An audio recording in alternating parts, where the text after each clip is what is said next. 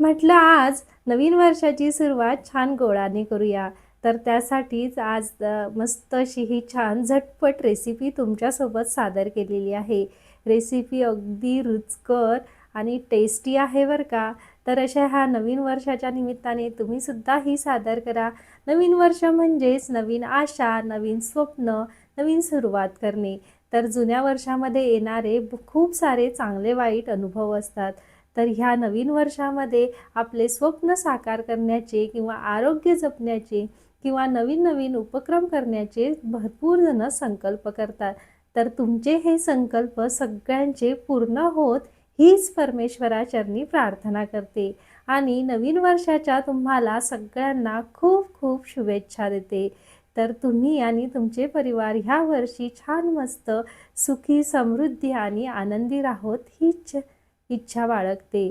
तर आता बाजारामध्ये खूप छान मस्त असे लाल बुंद गाजर यायला लागलेले. तर तेच गाजर मी बाजारातनं मस्त घेऊन आली. विशेष म्हणजे अगदी स्वस्त मिळतात आता गाजर. तर त्याच गाजरांचा म्हटलं आज उपयोग करून घेऊया आणि नवीन वर्षाची सुरुवातसुद्धा छान मस्त होईल आपली. तर असे हे बाजारातनं मी गाजर आणले. छान मस्त त्याचा असा हा लाल बुंद रसरशीत गाजराचा हलवा केला. तर बऱ्याच जणांचा हा हलवा करताना आहे ना, दूध टाकल्यानंतर ते दूध फाटतं. तर ते फाटू नये म्हणून काय करावं हे मी यामध्ये सांगितलेलं आहे. त्यासाठी रेसिपी जराही स्किप न करता पूर्ण बघा. त्याचबरोबर माझे व्हिडिओ कसे वाटतात तुम्हाला हे मला कमेंटद्वारे नक्की सांगा. तर अशा प्रकारे मी हा मस्त गाजराचा हलवा बनवून घेतला होता. त्यावरती मस्त असा रोस्टेड ड्रायफ्रूट आणि तुपाचा तडका दिला. तर इतका छान आणि रुचकर झाला होता ना. हा तुपाचा तडका नक्की देऊन बघा, कारण तुपाच्या तडक्याने गाजराच्या हलव्याला एक वेगळाच फ्लेवर येतो आणि टेस्ट येते. इथे मी 1 kg गाजर असे छान मस्त धुवून घेतलेले आहे आणि वरची साल काढून खिसून घेतले. तर अशा प्रकारे हे गाजर खिसून घेतले. त्याचे थोडे थोडे जे तुकडे राहतात ते सुरीच्या साहाय्याने कट करून घ्यायचे आणि ते सुद्धा या हलव्यामध्ये टाकून घ्यायचे. तर 1 किलोसाठी इथे मी अर्धा लिटर दूध वापरलेलं. त्यानंतर एक अशी जाड बुडाची कढई घ्यायची आहे. लक्षात ठेवा हलवा बनवताना खिसापेक्षा थोडं मोठं भांडं घ्यायचं, जेणेकरून हलवायला सोपं जातं. त्यानंतर आता 1 चमचाभर यामध्ये तूप टाकून घ्यायचं. खूप जास्त तूप टाकायची गरज नाही, कारण आपण त्यानंतर त्याचा तुपाचा तडका देणारच आहोत, म्हणून 1 चमचाभर तूप पुरेसं आहे.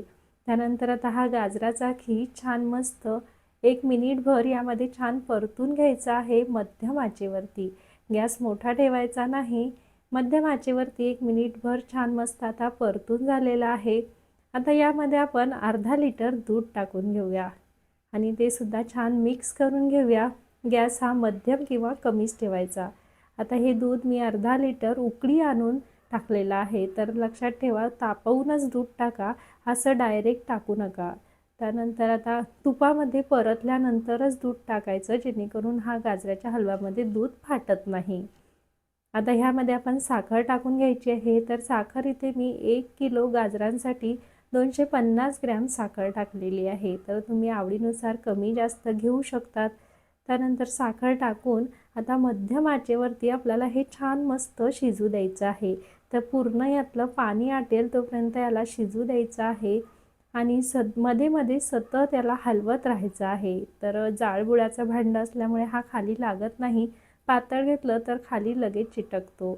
तर असं मध्ये मध्ये याला छान हलवत राहायचं आहे.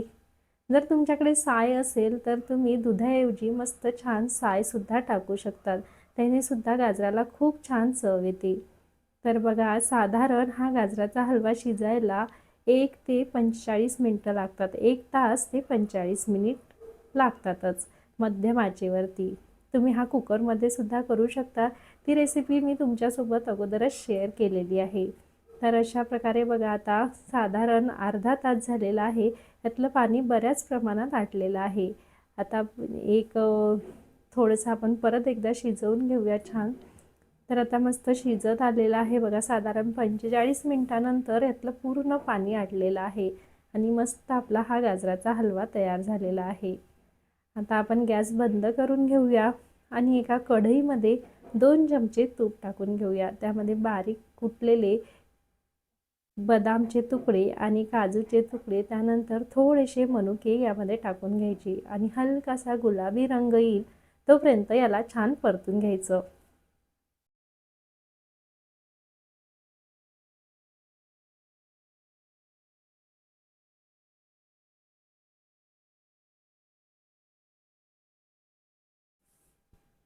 आता या गाजर हलव्यावरती हा मस्त तडका आपण छान टाकून घेऊया आणि मिक्स करून घेऊया.